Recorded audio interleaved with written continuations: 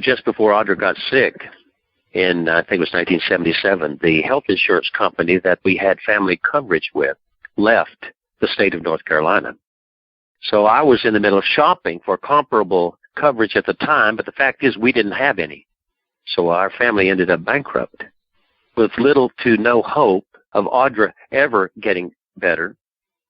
The only hope we had was perhaps learning to live with hopelessness while making excuses for a God who, it seemed, wanted to teach us how to be patient in hopelessness until we expired graciously.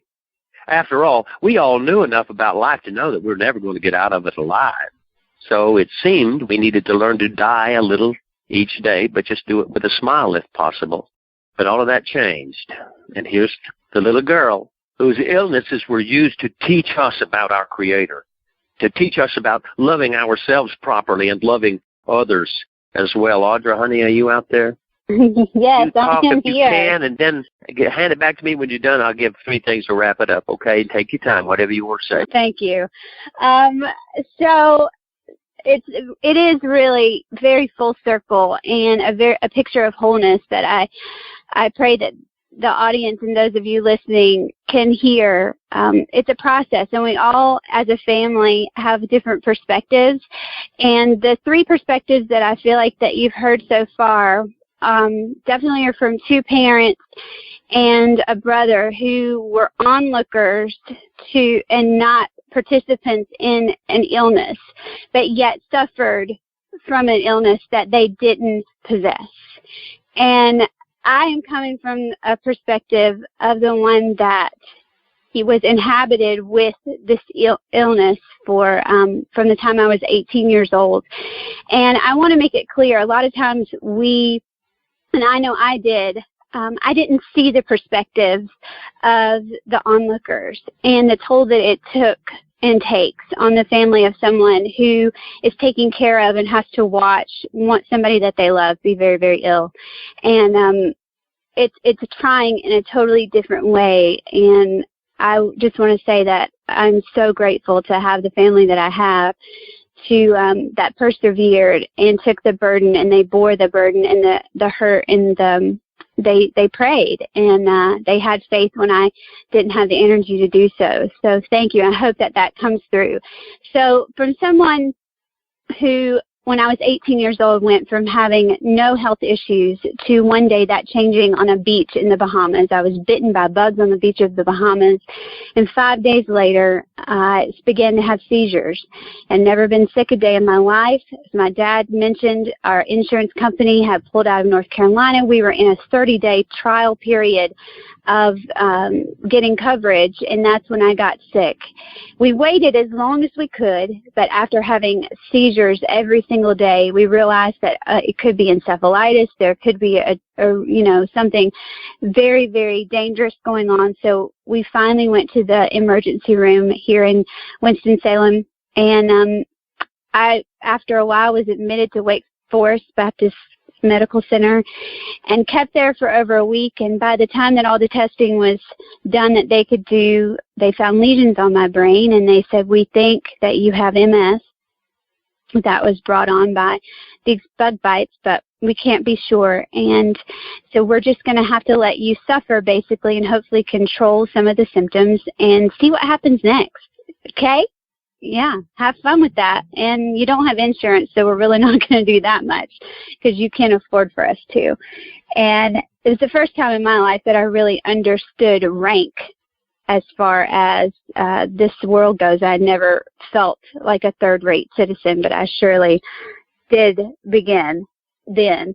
And at first, with it just being the seizures, I thought we could handle that, but guess what? We couldn't. And as one symptom added upon another, there were sores, there was the flu, there was multiple strep throats, there was multiple organ involvement, blood pressure issues, irritable bowel, digestion issues, heart rate issues, and then there came pain. And I think I dealt with things pretty well until the pain truly set in. And nowadays, and after several years, they call that some of that pain fibromyalgia, and they didn't know that then, and that was just a end all, just put any symptom that you can and name it, fibromyalgia and chronic fatigue. And but when the pain set in, it changed me. It changed me emotionally. It changed me socially. We were on the road, and beyond having seizures almost every day and having to be carried to the bathroom multiple times, and just the indignity, or no, without dignity, I just started having to give up pieces of who I thought I was.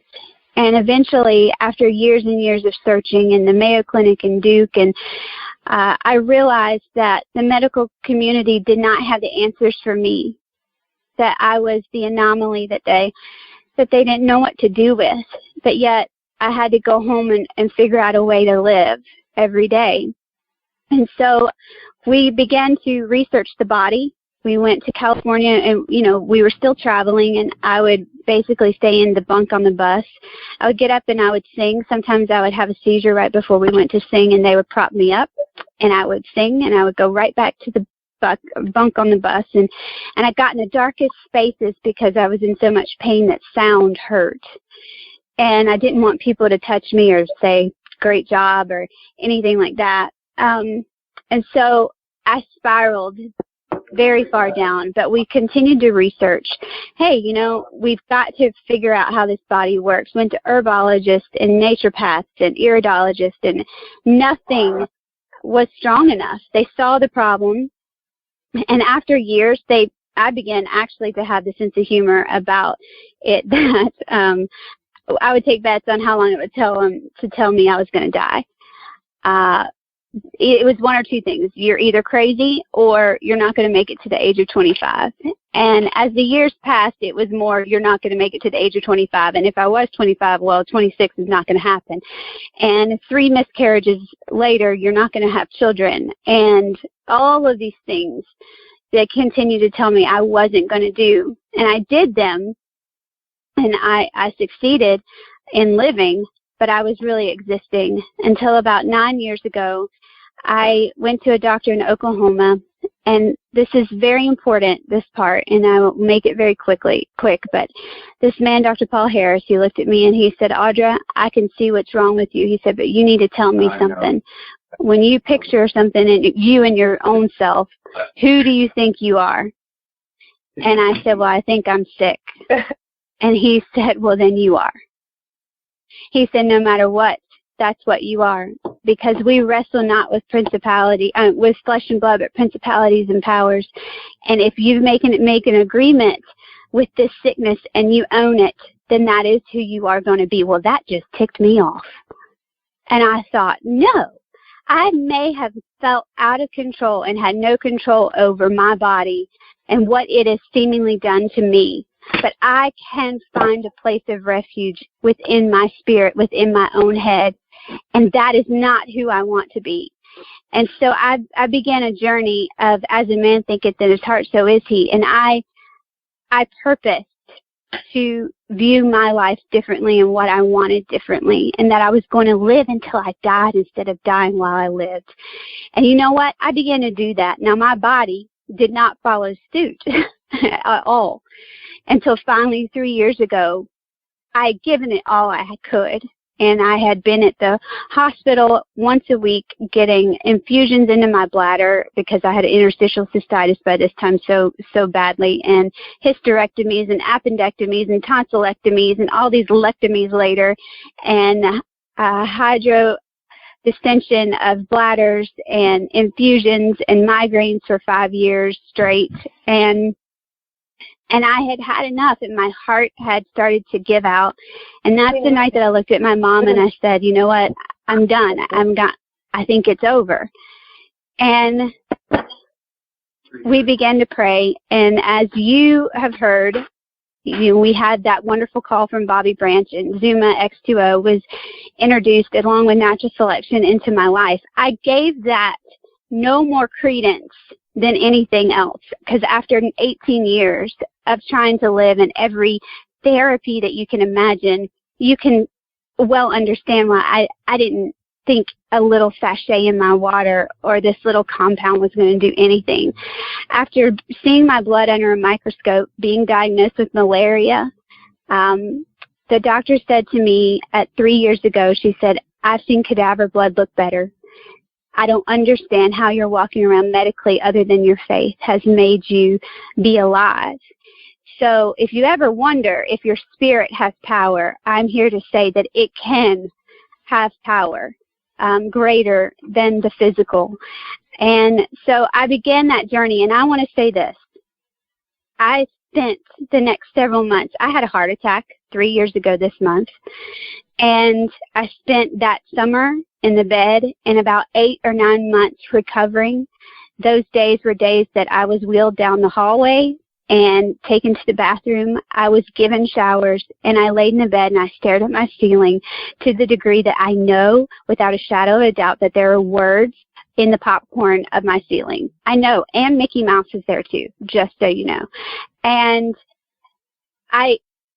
but yet the spirit within me knew that that was not where I was destined to be. 3 years later, I saw my blood 3 weeks ago in Johnson City, Tennessee. And whereas I've had my blood periodically tested every few months over the last 3 years since beginning Zuma and understanding what we had, and it was better, but it was still dire over these last 3 years. It has taken time, and I want to make that clear, that faith and persistence is what gets you to the end.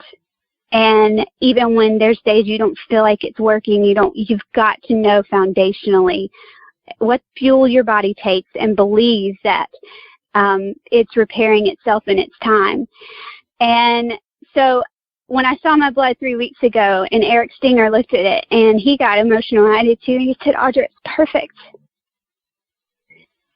And I know what I've done in 3 years, and I know what the last 20 years has done, and I know that the last 3 years has been X2O and the product lines from Zuma and one or two other little things thrown in there. I have to shout that from the rooftops, ladies and gentlemen. And a lot of times I was ashamed.